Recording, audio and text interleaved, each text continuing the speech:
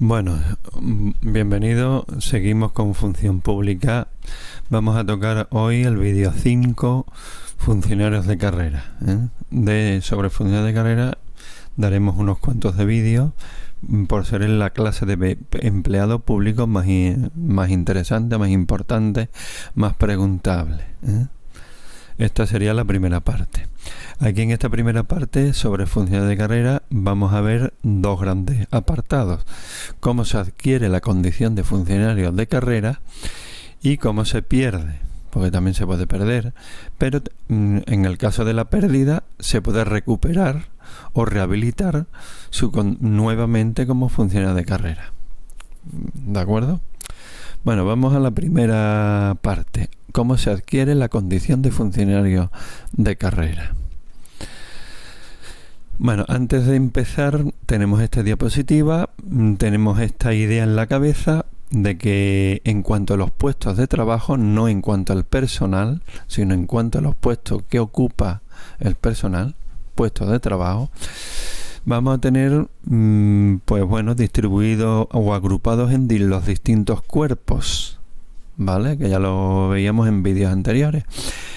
Este es un esquema mental que nos sirve para recordar cómo se agrupan los puestos de trabajo en los distintos cuerpos, en los servicios centrales de una cierta consejería X, servicios centrales que siempre están en Sevilla, y luego en cada una de las delegaciones territoriales de las 8 provincias.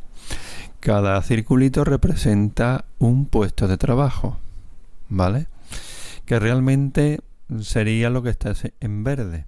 Tendría dos aletas, una correspondiente a RPT y otra con la plantilla presupuestaria, puesto que están dotados presupuestariamente para podersele pagar el día que se ocupen o si están ocupados.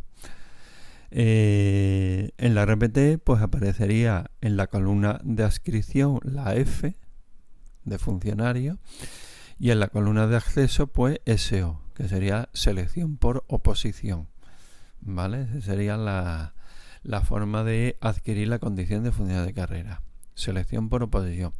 Y luego en la columna del grupo pues tendríamos del subgrupo, tendríamos el cuerpo que fuera el A11, el A12, el A21, el que sea, ¿vale? Porque la adscripción como funcionario de carrera va a pertenecer, cuando tome posesión, pues a un cierto cuerpo, ¿vale? Bueno, empezamos el vídeo con la adquisición de la condición de funcionario de carrera. Veis ahí 3 apartados, 3 columnas. La de la izquierda referente al EB con carácter básico, artículo 62. Después lo que dice la ley andaluza en el 45.2 y el desarrollo de la ley andaluza en cuanto a ingreso y provisión aprobado por el decreto 2/2002, artículo 6. Bueno, con carácter básico LB, en todas las comunidades autónomas, dice: la condición de funcionario de carrera se adquiere por cumplir, y establece una serie de puntos que se van siguiendo cronológicamente. Primero, superar el proceso selectivo. Por lo tanto, va a haber un proceso selectivo que habrá que superar.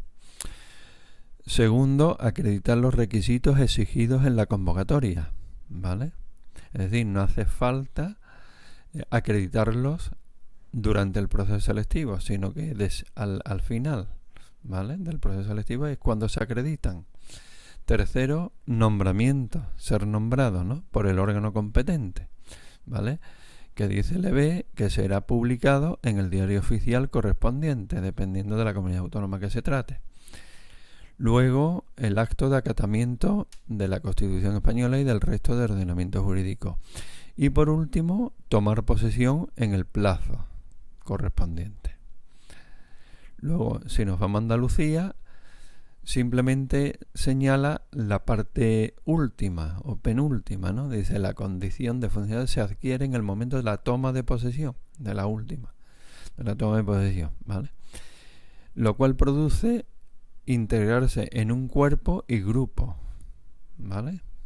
Que es lo que os decía en esta diapositiva, ¿vale? Y luego el desarrollo de la ley andaluza en cuanto a ingreso y provisión, pues dice: el ingreso en los cuerpos y en su caso especialidades u opciones de acceso de funcionarios se realizará mediante convocatoria pública y se regirá por las bases de la convocatoria respectiva, que se ajustarán en todo caso a lo dispuesto en este reglamento y en las normas específicas de aplicación a los mismos. ¿Vale? Bueno, finalmente, ¿qué es lo que se adquiere al final de todo esto en cuando se toma posesión, ¿no? Al final. Dice, pues la condición de funcionario de carrera en el cuerpo y grupo correspondiente, como dice la ley andaluza. Se adquiere también un cierto grado personal, que no está consolidado, lógicamente. Ya veremos esto del grado personal. Y la situación administrativa de servicio activo. Asignándosele un puesto de trabajo en el que será a partir de ahora su titular. Bueno, seguimos.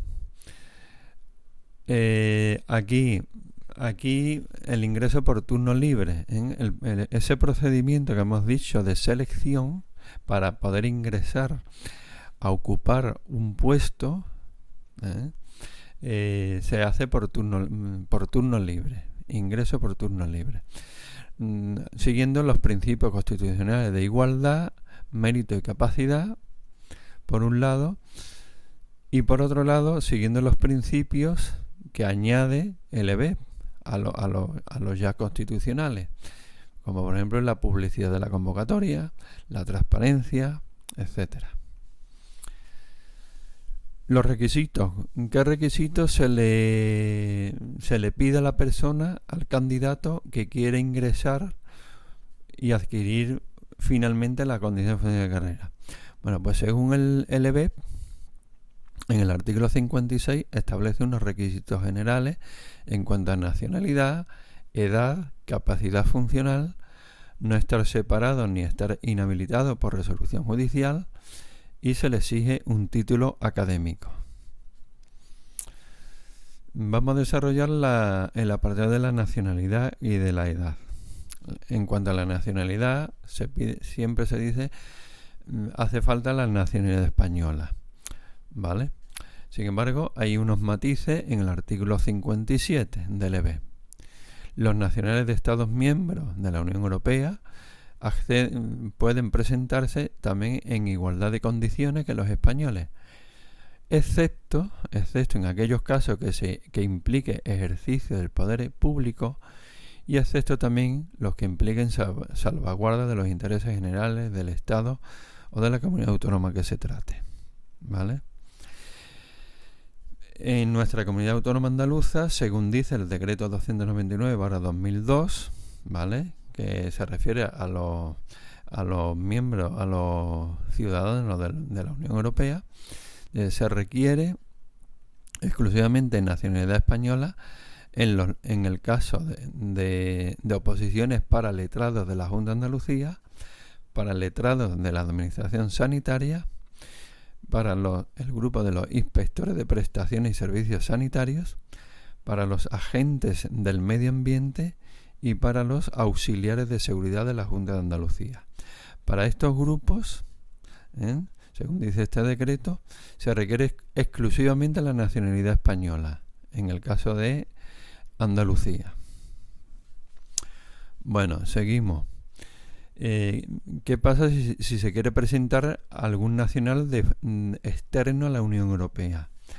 Pues se podrán presentar en igualdad de condiciones de los españoles siempre que esté recogido en un tratado internacional de la Unión Europea y ratificado por España, en los que sea de aplicación la libre circulación de trabajadores, como por ejemplo ocurre con Noruega e Islandia, ¿vale?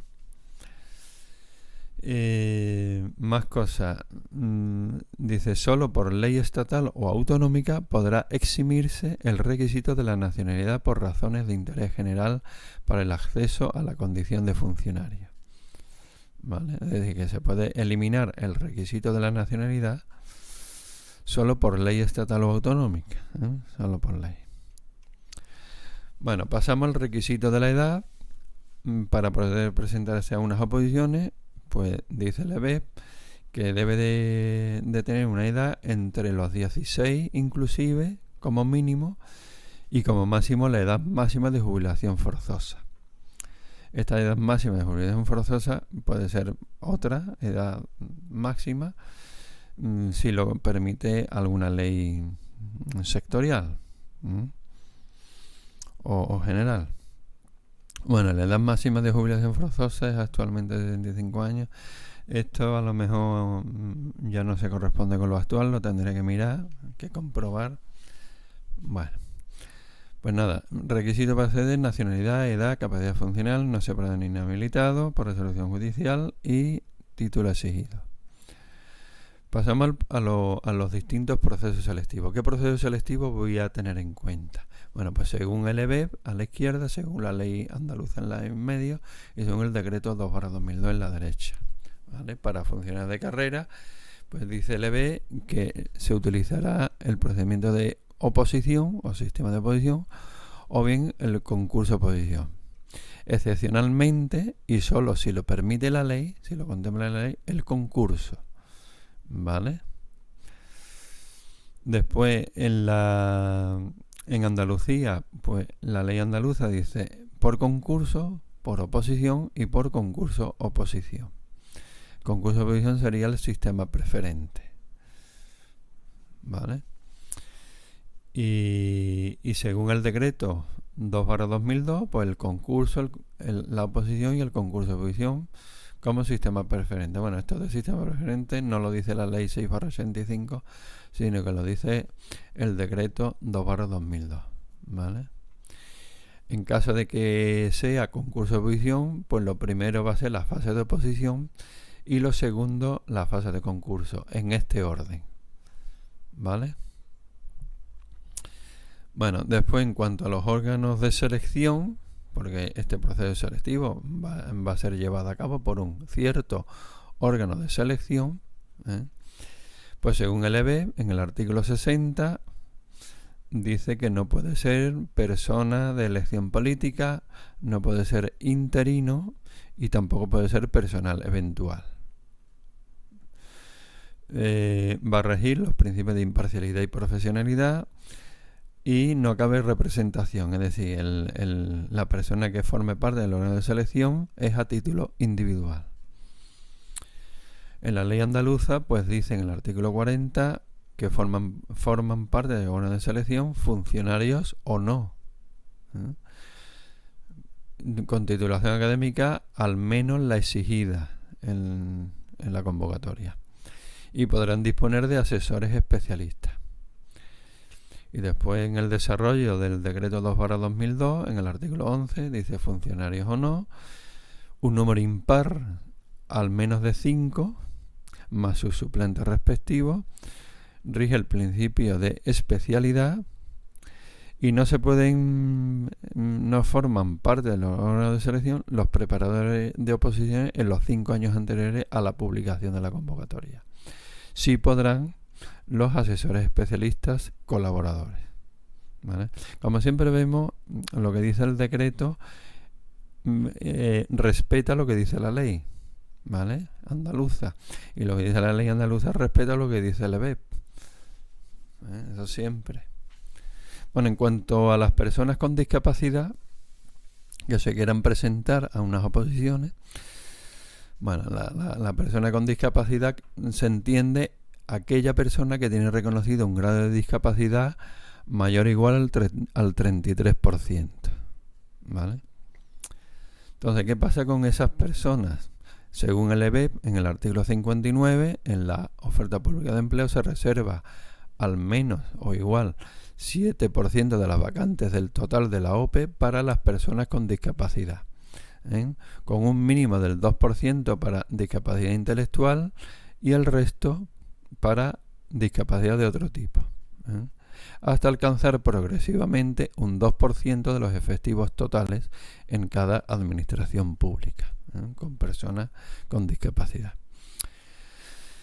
Después la ley nuestra, la ley 4, en este caso es otra, ley 4/2017 de 25 de septiembre de Andalucía, Dicen, la OPE se reservará al menos el 10% de las vacantes del total para personas con discapacidad. El mínimo 2% para intelectual y un 1% para enfermedad mental. ¿Vale? Que respeta lo que dice el EBEP, lógicamente. Dice, para ocupar un puesto se necesita superar el proceso selectivo con las adaptaciones que hayan tenido lugar para estas personas, acreditar su discapacidad y acreditar que se es compatible con el desempeño de las tareas. Y si no se cubrieran las plazas reservadas a personas con discapacidad, pues entonces se acumularán en las siguientes OPEs hasta alcanzar al final un máximo del 10%, que es de lo que se trata. Bueno, seguimos. Aquí voy a combinar esta diapositiva, porque este sería el proceso selectivo en sí, con esta que sería el resumen, ¿vale? Se trata de ocupar puestos de trabajo con RPT y plantilla presupuestaria adscrito a personal funcionario mediante el sistema de acceso de selección por oposición, SO, ¿vale? Ingreso, turno libre mediante el sistema selectivo de oposición. Podría ser oposición, concurso de forma excepcional y concurso oposición, ¿vale? En este caso me estoy refiriendo solamente al de oposición. Bueno, dice regulado, dice tras la negociación con los sindicatos mayoritarios, el Consejo de Gobierno aprueba la OPE a propuesta del consejero competente en materia de función pública. Bueno, lo primero es la convocatoria. La convocatoria es el acto de inicio. Esto es un procedimiento administrativo. Hay un acto de inicio, actos de tramitación, de trámite o de instrucción, y termina en el último, que es el acto definitivo, que es la resolución, que serían los nombramientos, ¿vale? A lo largo del procedimiento hay distintos actos de trámite, ¿vale? Todo comienza con la convocatoria, La convocatoria, según la ley 6/85, el competente para convocar sería el consejero en materia de personal, pero según el decreto 99/2019 está desconcentrado en otro órgano, que sería la SEGAP, Secretaría General para la Administración Pública, con lo cual admitiría un recurso potestativo de reposición o bien un recurso contencioso administrativo, ¿vale? En cuanto a la convocatoria y sus bases. Esta convocatoria se publica en Boja y, bueno, como he dicho, tiene carácter de acto de inicio, que en este caso sería, bueno, dicho mejor, es un acto de trámite cualificado, que en este caso sería de inicio, podríamos decir, del proceso selectivo, ¿vale? Y al ser de la SEGA, pues agota la vía administrativa. Ello da lugar a abrir un plazo de 20 días hábiles de presentación de solicitudes, en el que el primer día es el día siguiente a la publicación de la convocatoria en el BOJA, ¿vale? Bueno, esto más o menos lo digo aquí también, ¿no? A partir de la siguiente, dicha convocatoria incluye, entre otros, el nombramiento, es verdad, de una cierta comisión de selección, que es lo que hemos estado viendo aquí, órganos de selección, tendrá un número impar de miembros, etcétera, lo que hemos dicho antes. El modelo oficial de la solicitud también la aprueba la SEGA. Y los que quieran, los participantes, los candidatos, los que se presentan, los opositores, bastan manifestar el cumplimiento de los requisitos exigidos, ¿vale? No hace falta aportarlos y acreditarlos, sino solamente manifestar el cumplimiento de los requisitos exigidos. Bueno, pasa el tiempo y un momento dado aparece en Boja otra publicación, en este caso de la lista provisional de admitidos por resolución de la SEGA, ¿vale? Que sería el titular de la competencia, pero lo tiene delegado el ejercicio en el Instituto Andaluz de Administración Pública, ¿vale? En el IAA. Entonces eso abriría desde el día siguiente a la publicación un plazo de 10 días hábiles para presentar posibles alegaciones y subsanaciones, ¿vale? Esto es lo que pongo aquí. Las medidas excluidas por la SEGA por sí o por delegación, actualmente haría por delegación, publicado en Boja, se indican los lugares expuestos al público de los participantes y sería un plazo de días hábiles para solucionar los defectos de los excluidos u omitidos. Se trata de un acto de trámite no cualificado, por lo que no admitiría recurso administrativo, pero sí alegación, ¿vale? Hay que diferenciar qué acto admite alegación y qué acto admite recurso administrativo, pero no es el tema de este vídeo, ¿eh? Ese ya lo daremos en otro.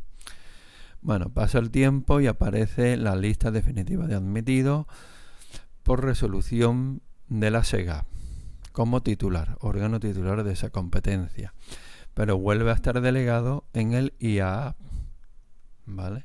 Quien ejerce esa competencia. Como es un acto de trámite cualificado que agota la vía administrativa, pues admitiría recurso. En este caso, recurso potestativo de reposición en el que resuelve el propio IAA o bien resuelve el IAA o bien recurso contencioso administrativo, ¿vale? Bueno, publicado en Boja. Lo tenemos aquí, la provisión, espérate, estamos hablando del definitivo, o sea, de la lista definitiva, por lo que se admite el recurso desde el potestativo. Esto ya en Boja se indica el lugar y, claro, en esta resolución también se indica el lugar y fecha de comienzo del primer ejercicio. Entre un ejercicio y el siguiente, si es que hay varios, debe transcurrir un mínimo de 5 días hábiles y un máximo de 45 días hábiles. Y la publicación de los anuncios de dichos ejercicios no es obligatoria en Boja, sino en los lugares indicados en la convocatoria. Como se ha nombrado una comisión de selección, pues es el que realiza y califica los ejercicios, ¿vale? Lo demás que viene ahí, pues ya lo he dicho antes, no lo voy a repetir. Y bueno, y al final este órgano de selección nombrado en la convocatoria, en la base de la convocatoria, puede determinar la relación de aprobado en orden decreciente de puntuación y lo propone al consejero en materia de personal, ¿no? Y la publica en la consejería en materia de personal, en el IAA y en las delegaciones del gobierno de la Junta. Es decir, no se publica en Boja. Sería un acto de trámite cualificado, por lo que así admitiría recurso administrativo, en este caso de alzada ante la SEGA, por ser esta quien nombró al órgano de selección. Dicha relación de aprobado será elevada como propuesta al material al consejero en materia de personal para su nombramiento. Vale. Decir que la comisión de selección no podrá aprobar ni declarar que han superado las pruebas selectivas un número superior al de vacantes convocadas. Ello supondría la nulidad de pleno derecho. Ahora bien, si hubiera una fase posterior de realización de un curso o prácticas, pues en ese caso sí podría admitirse, ¿vale? Lo tenemos aquí, lista de aprobados, hecha por resolución del órgano de selección, no se publica en Boja. El carácter de la lista de aprobados de esta resolución es un acto de trámite cualificado, pero que no agota la vía administrativa, con lo cual admitiría recursos de alzada, en el que resuelve la SEGA, ¿vale?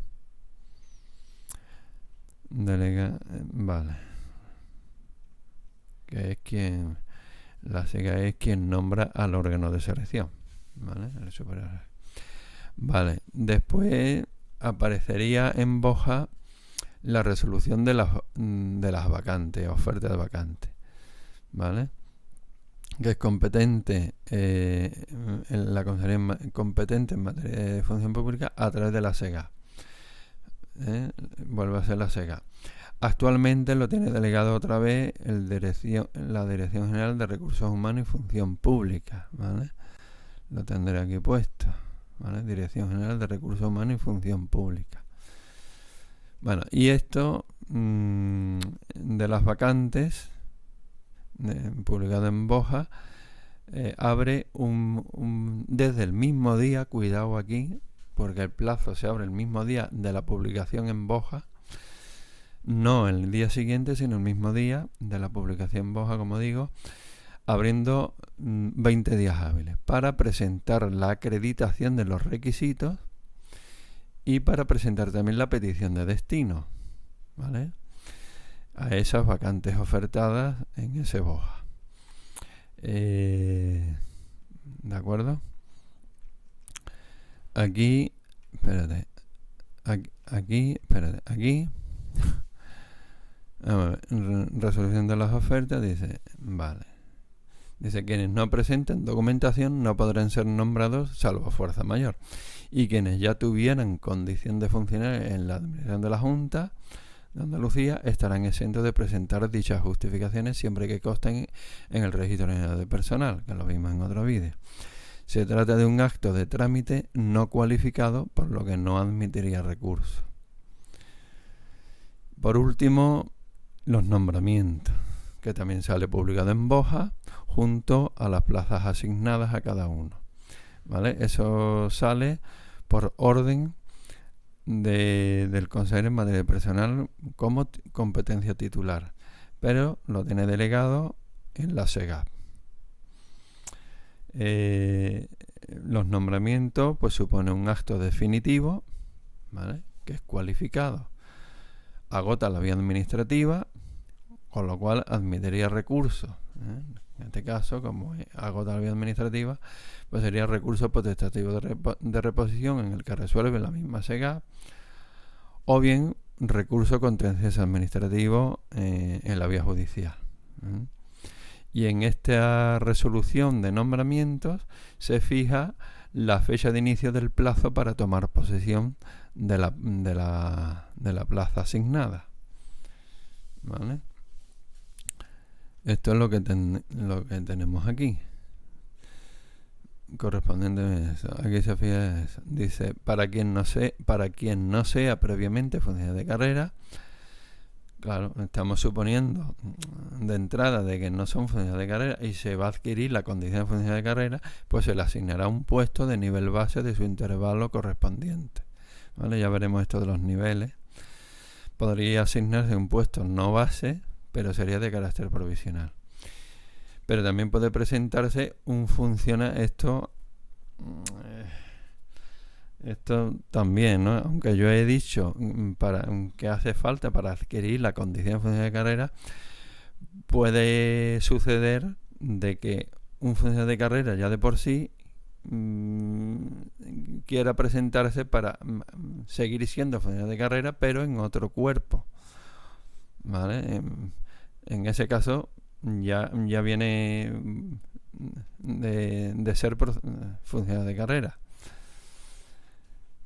Entonces podría acceder a un puesto de no básico con carácter definitivo, y además otra cosa, si un funcionario de carrera acceder por acceso libre, que esto también puede ser, ¿no?, a un puesto, ya de por sí lo es, pero quiere cambiar de cuerpo y a lo mejor está en un puesto de doble adscripción según la RPT. Entonces puede solicitar la adjudicación del mismo, quedando excluido del orden de puntuación que esté en el proceso selectivo. Se trata de un acto de trámite sí cualificado, por lo que admitiría recurso, que sería el potestativo de reposición. Bueno, esto vamos a pasar. Lo tenemos aquí. Esto ya más o menos lo hemos visto también, ¿vale? Claro, me diréis, bueno, y el acto de acatamiento, porque el EBE decía aquí, hemos dicho, superar el proceso selectivo, acreditar los requisitos, que también, el nombramiento también, y la toma de posesión en plazo, que también. Nos hemos saltado el acto de acatamiento, ¿vale? El acto de acatamiento se realiza en la misma toma de posesión en plazo, ¿vale? Que no lo tengo aquí puesto. Por lo tanto ya tendríamos todo. Y ya pues tendríamos esto de aquí. Se adquiere la condición de funcionario de carrera en el cuerpo y grupo correspondiente, tendría un cierto grado personal.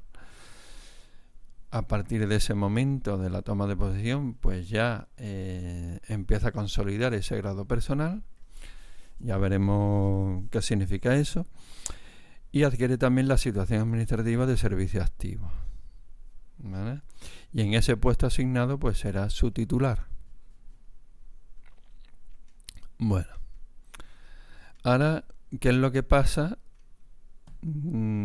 cuando pierde la condición de que el segundo bloque del vídeo es la pérdida y posible rehabilitación de la condición de funcionario de carrera? Lo mismo que lo puede ganar, adquirir esa condición de funcionario de carrera, lo puede perder. Aquí tenemos en esta tabla cómo se pierde, ¿no? Debido a distintas causas en la parte izquierda. Puede ser porque renuncie, porque pierda la nacionalidad, porque una sentencia firme lo inhabilite para cargo público, porque se jubile en ese tipo de jubilaciones, o porque lo sancionen con separación del servicio. En cualquiera de esos casos pierde la condición de funcionario de carrera, ¿vale?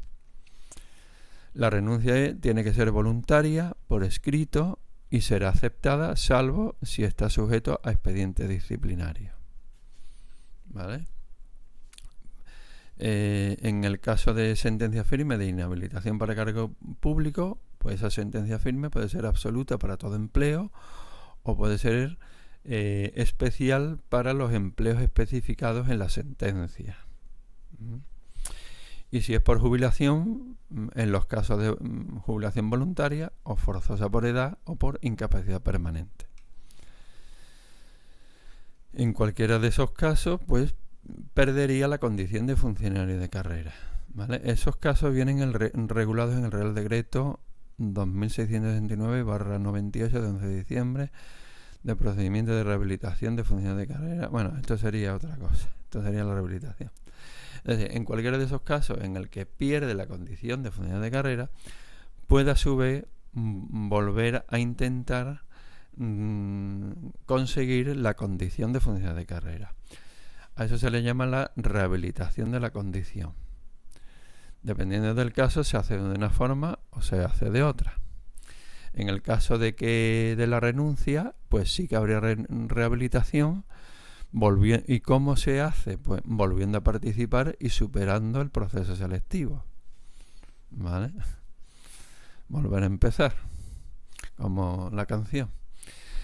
En el caso de que haya perdido la condición de funcionario de carrera por haber perdido la nacionalidad, ¿cómo se recupera? ¿Cómo se rehabilita? Pues recuperando la nacionalidad, lógicamente, y solicitando la rehabilitación de la condición, que siempre se le va a conceder, en todo caso, ¿vale? Ya veremos el procedimiento de rehabilitación cómo es, que lo veremos después. Por sentencia firme de inhabilitación para cargo público, ya sea general o especial, pues la rehabilitación es sí en caso excepcional o no cabría rehabilitación. Es decir, la regla general es que aquí no cabe la rehabilitación, ¿vale? Sí, excepcionalmente. Dice, una vez extinguida su responsabilidad penal y civil, que deberá acreditarlo, deberá solicitar la rehabilitación de la condición, siéndole concedida excepcionalmente, ¿ves?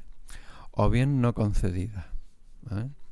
No concedida en el sentido del silencio administrativo, que en su caso sería negativo. En el caso de pérdida de la condición de funcionario de carrera por jubilación, en esos casos de jubilación, ¿cómo se rehabilita? Dice, en el caso de jubilación por incapacidad permanente, sí que habría rehabilitación. ¿Cómo? Pues una vez desaparecida la causa que motiva la jubilación por incapacidad permanente, pues solicita la rehabilitación de la condición. Previamente solicitar el reconocimiento médico en el INS, siéndole siempre, en todo caso, concedida. Y el último caso, la de separación de servicio, pues aquí no cabe ya en la vida la rehabilitación. Está prohibido para siempre participar incluso en procesos selectivos. No le dejan ni participar en los procesos selectivos. ¿Vale? Esa es la gran diferencia entre separación del servicio, la rehabilitación, vamos, que no cabe el caso de separación del servicio con el caso de la renuncia. ¿Vale? Esa es la gran diferencia. En cuanto al procedimiento de rehabilitación, pues como todo procedimiento administrativo va a tener un inicio, una instrucción y una resolución. El inicio se inicia, valga la redundancia, con la solicitud de rehabilitación, que hemos visto que solamente cabe en los casos de pérdida de la nacionalidad, jubilación por incapacidad permanente y sentencia firme de inhabilitación. ¿Vale? El plazo máximo para resolver y notificar es de 6 meses, según este Real Decreto del Estado, y la resolución pues pone fin a la vía administrativa, adjudicándosele un puesto con carácter provisional. La toma de posesión es como máximo un mes, y si no toma posesión en este plazo, pues pasaría a la situación de excedencia voluntaria por interés particular. Si llegado el plazo de resolver y notificar se produce el silencio administrativo, pues sería positivo si la causa fuera pérdida de la nacionalidad o jubilación por incapacidad permanente, y sería silencio negativo si la causa fuese inhabilitación para cargo público.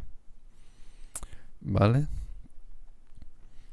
Bueno, ahí abajo a la izquierda pues pongo 3 situaciones que no vienen al caso, pero bueno, las comento así por encima.